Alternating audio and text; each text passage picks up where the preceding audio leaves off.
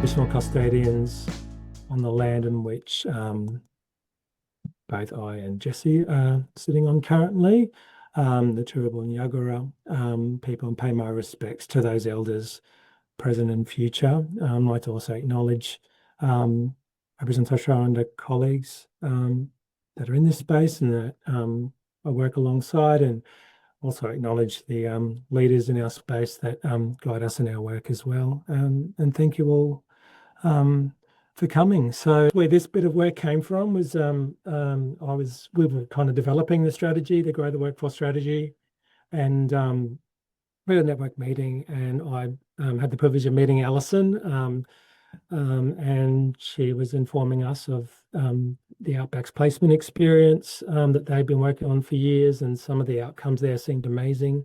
And so we had this idea of, well, if we could share some of these stories and showcase some of these stories, to other regions and get those stories out there, that we might be able to, look at replicating some of those ideas in other areas as well. That was the thinking initially.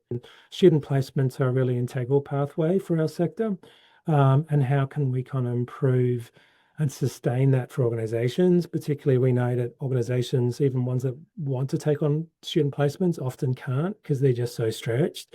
So what are some, I guess where our starting point was, like, what were some models and I guess supports out there available that we can think really creatively about the whole, I guess, spectrum of placements that are available, short-term projects, plus, your kind of semester-long placements, and some, and some key contact points and strengthen those relationships, I guess, was our thinking.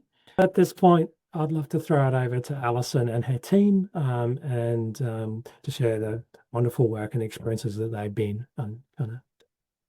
having in their model. Thank you. Thanks, Alison. Hi, Andrea and everybody. I'm Alison Casey. I am the manager for Lifeline Darling Downs, Southwest Queensland, and we have the DFE programs for Southwest Queensland.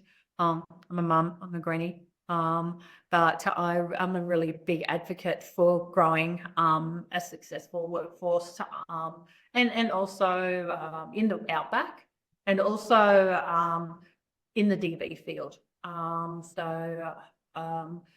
It's one of some of the statistics from police out here, like they're going to like at least 80% of their call outs are DV in our community. So it's just a part of the passion that I've got now since working in this workforce to really sort of get some workers, and it's not an easy place to work in. So having that supportive environment as well around our student placements to grow them and their strengths through into this field. I've lived out in Charleville for quite a many years. I can't even remember now, about 18, but I can't call myself a local. They told me I have to be here at least 30 years before I can be a local. So still a long way to go out here. But I feel like I've been part of the furniture already. So that's a little bit about me, but a little bit about the Outback placement. How that came about is sort of out in rural areas, we sort of have a fair turnover of staffing out in our areas, whether it's in government, not-for-profits. Everybody comes out, does a stint and heads off.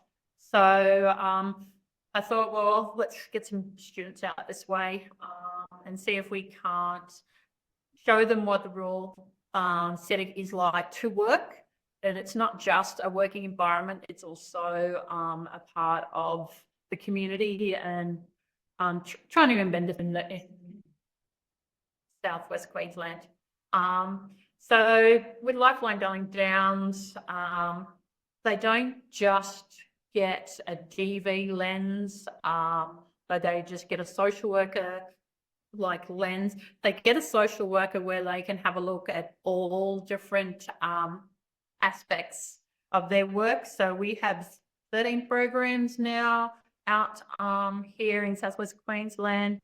There's 6 youth and families and youth justice programs. There's our 6 DBD programs, and then now we're very heavy in community recovery. So there's quite a big opportunity for students to come out and be immersed in quite a diverse range of curriculum activities and really get a broad scope of what they want to do.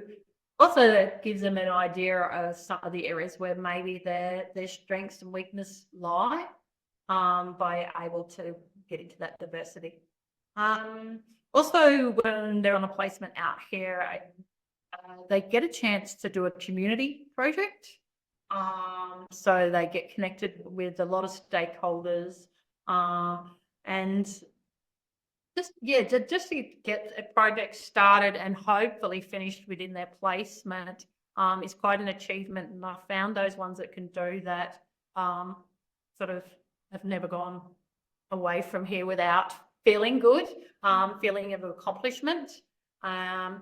One of the things out here I do sort of really recommend is the supervision is done by the university, sort of specific to their disciplinary, and I also do the task supervision. So we've got like a triangle around the student. So yeah, so we've got the university, an external supervisor, and myself, and that has worked from day dot, and it's something I really advocate for the students because it just strengthens their placement out here. And as I said, in the DB world, you really do need that support because it can get quite heavy. So having those 3 components has really helped students in the past and hopefully in the future. I've had a quite successful employment rate with students in our team or even across Lifeline Darling Downs. With probably about 50% of our students, wanting to say, had 8 placements over the last 7, sorry, I'm lying to you when I'm saying 8. 7 placements over the last 7 years, and we've had 6. Just trying to make sure I've got the right number here. 3 have stayed on and worked for us, and 1 placement has actually gone away, but he's actually come back and wanting to work for our community. So he's gone and he's got a placement and a job with UNDIS, and he actually comes back out here and works because he wanted to give back to the community for what we gave him. So that's a really nice story to do. We also get a chance to visit a lot of Outback regions. So we go sort of 200 k's south, 200 k's west, and 100 k's east and north. And to us, that's just in a day's work, where it does sound a little bit far to travel. But if you put it in comparison with the city, you might travel 15 k's across the city and it could take you an hour. We travel 100 k's and it only takes us an hour. So yeah, same, but a bit different. And we don't have to sit in the traffic. We get all the scenery. Yeah, so that's a bit about the Outback placement. I'm going to hand the next one over to Shubi. And Shubhi has been with us for just over 2 years. Yeah, nearly 2.5 years. This is my 3rd year. Oh wow, there you go. Time flies when you're having fun. Yeah. So Shubhi came as a new grad to our service, and I'm going to let Shubhi tell her story, but it's been wonderful watching her grow out here. And over to you, Shubhi. So I'm originally from India and I moved to Sydney for my master's, and I did my master's in counselling and psychotherapy from Western Sydney University. My placement was primarily with AOD clients, and I was running anger management programs and that kind of stuff. So I had no idea about family therapy. I had an idea about it in theory, but not in practice. And I got this job at Lifeline Charleville, and I just packed everything up and came to Charleville, and I just started the job as a therapy therapist. It was quite challenging because I think Sydney was like so big. And then I came to Charleville, which is very small, and it's a smaller community. And so it was quite difficult transitioning as personally as well as professionally, because you're kind of expected to use the theory that you've been studying for 2 years into practice. And I think it takes a little bit of time to get into it. But I think Alison was amazing, and she kept telling me how good I am. And I think I was able to kind of get through that part quite smoothly. Yeah, and then I'll just, yeah. And then, and I personally believe that we enter these fields because we've got some kind of past that is painful. And I feel like through counseling and things like that, you might meet people with similar stories that might touch something inside of you that still aches sometimes. And I think I've experienced that through this job time and again. And I think I've learned so much about vicarious trauma because I had this incident last year in August, and it was quite intense, and the symptoms were quite intense and that kind of stuff. And I wasn't very well aware about how intense it can be. I sometimes use freeze response during counseling sessions because it can get quite triggering. So I think those are certain things that impact my practice and how I show up as a therapist.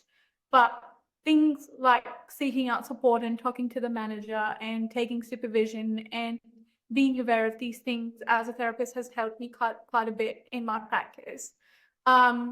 Yeah, and so I think that's how it impacts my practice as a therapist.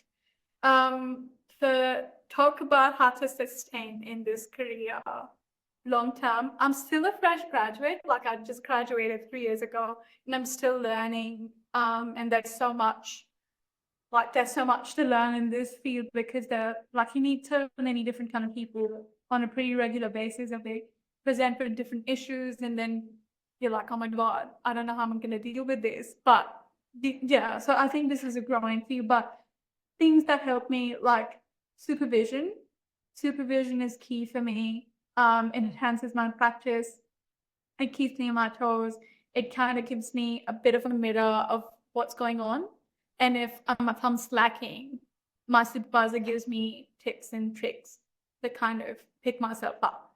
Same with Alison. So I think talking to Alison and the supervisor has been so good, because I'm like, oh my God, this is what's happening for me, and I can change it. Other than that, CPD, I think that's really helpful.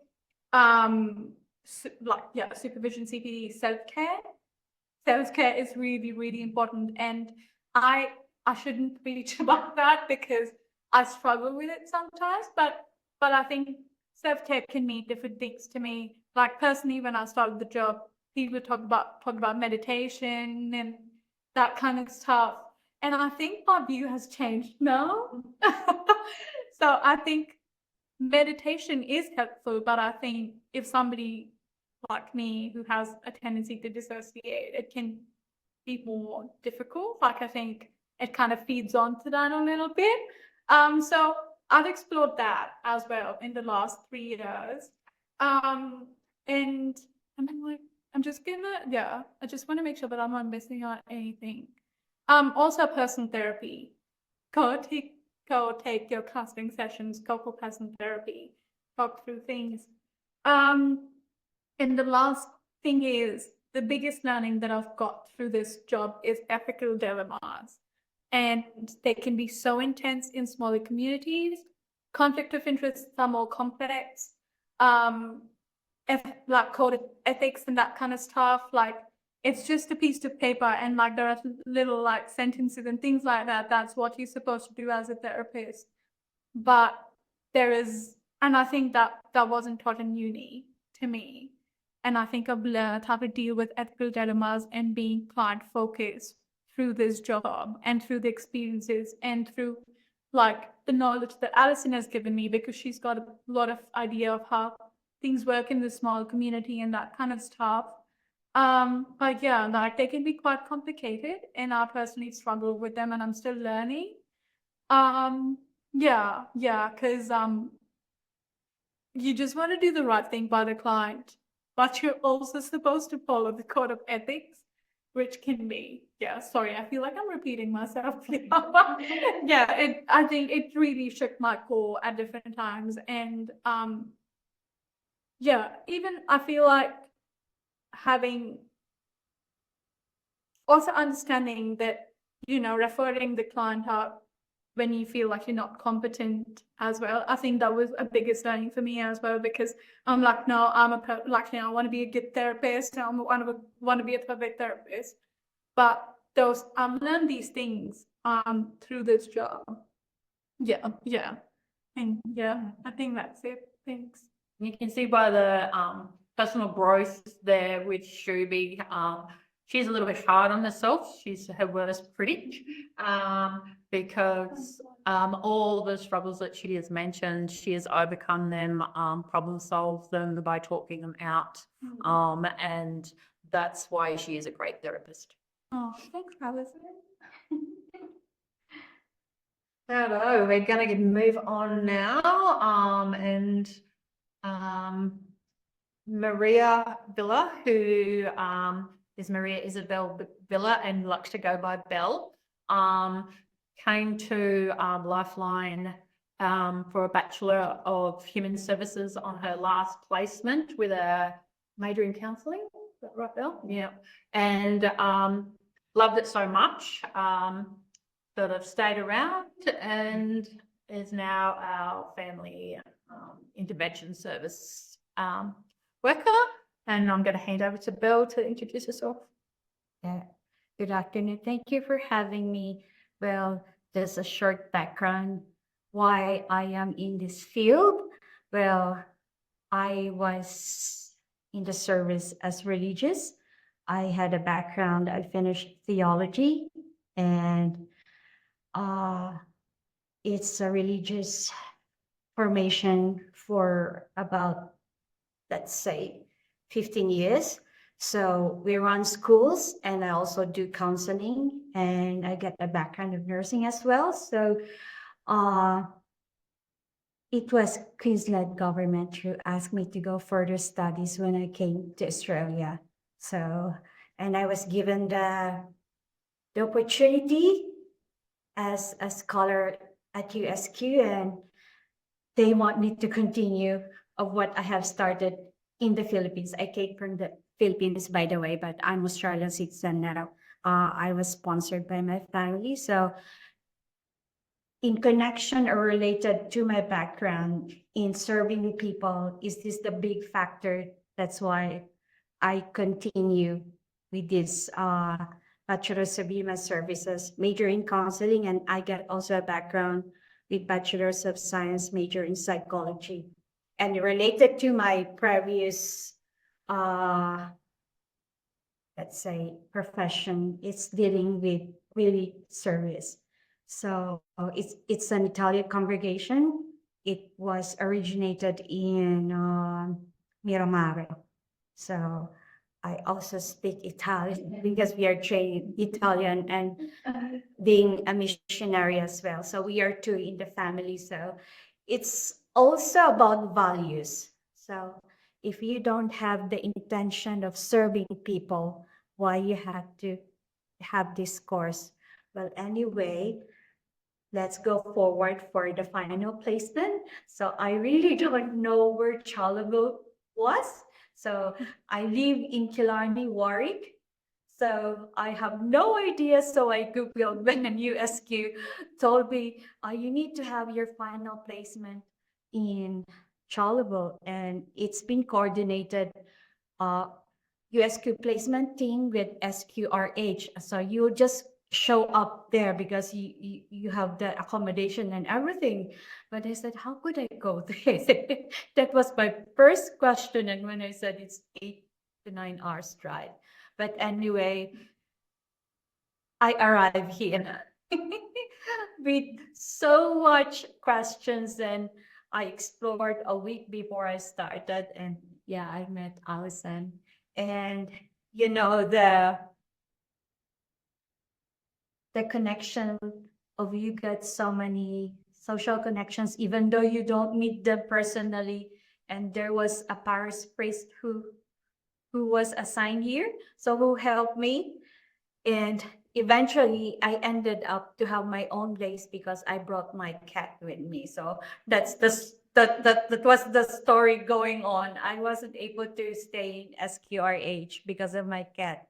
Well, anyway, when I found out my first day with Lifeline, I felt really comfortable because the team, especially Alison, very warm and supportive. And with my external supervision from USQ and with all the guidelines and everything, what to do with the target hours and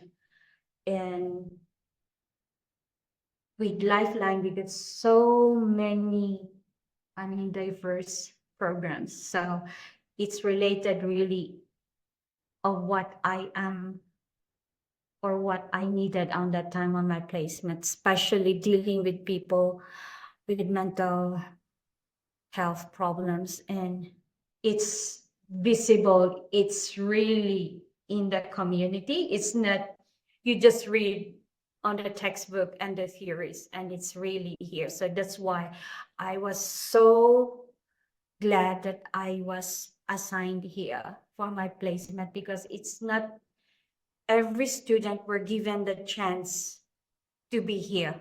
So we are just selected in my batch. We're four selected in different universities. So one medicine, one nursing student, one pharmacist, and me. So I was so grateful that I was chosen, because not all students in placement that were given this kind of opportunity. What I knew with my batch, they're the one applying for placement in different agencies. But anyhow, Lifeline get a very, very, how would you say the right word to say? It's really full. I mean, holistic and therapeutic. Like, for example, there was a women's group, and it was from the department that was given to Queensland Health, and then Lifeline was assigned to Sue. Oh, and that was our DV program. Yes, So DV. from and together, Yeah. domestic and family violence women's program. So we had a bit of a group there. There was a lot of women at that time that Belle came to placement that all sort of came in with quite a trend of DV grievances and things. So that we all asked them, would they sit in a group situation? And yeah, we ended up with about 11 people in that. So Belle got to have that experience of running those groups with one of our DV specialists, social workers. And that was really remarkable experience for me, because either lived experience. It's not just, you hear those stories, you hear the stories directly from every woman who's in the group. So I took that in a very personal way of enriching my knowledge, enriching my emotional and psychological thing, as preparing as a professional and clinician. So what I value most during my placement is listening.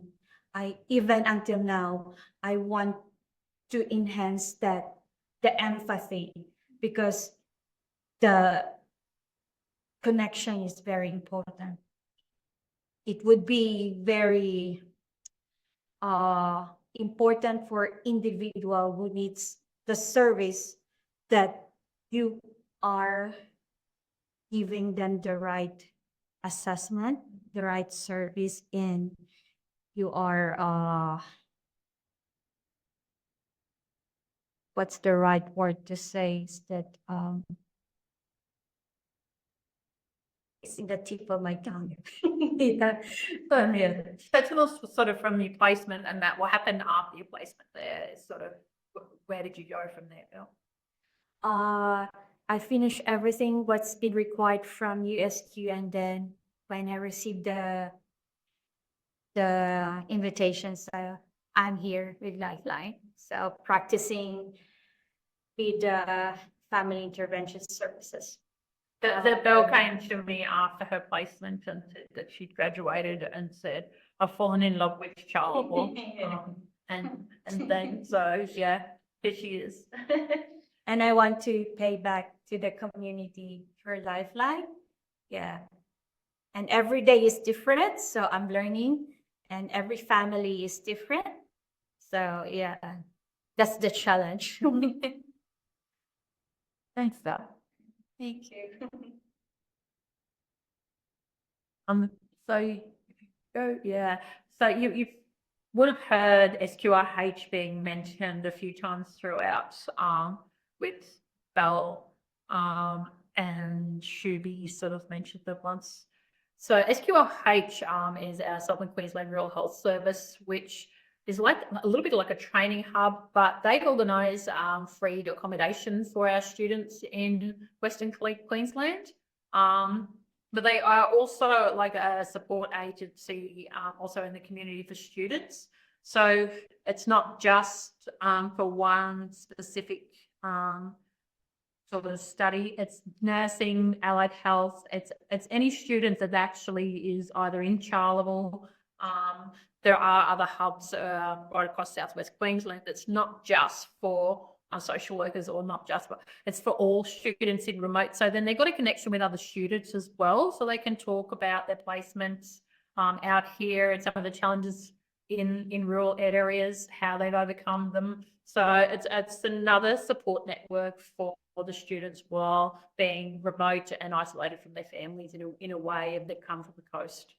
But it's also the placement side of that, but we also try to get them involved in community, and each and every student so far have either gone and played netball or joined the gym or got in a volleyball team or done something connected like with Belle with the church, just had found a connection that's within the community that's helped them being out here with having no family or close friends or relatives out this way.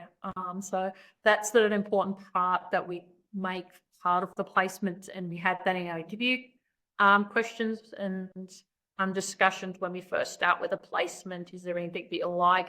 Can we connect you with that? It's also connecting them if they want a part-time job. So because sort of we're a close knit, we do know people that might be able to give them a good word so we can get them a bit of part-time work while they're out here.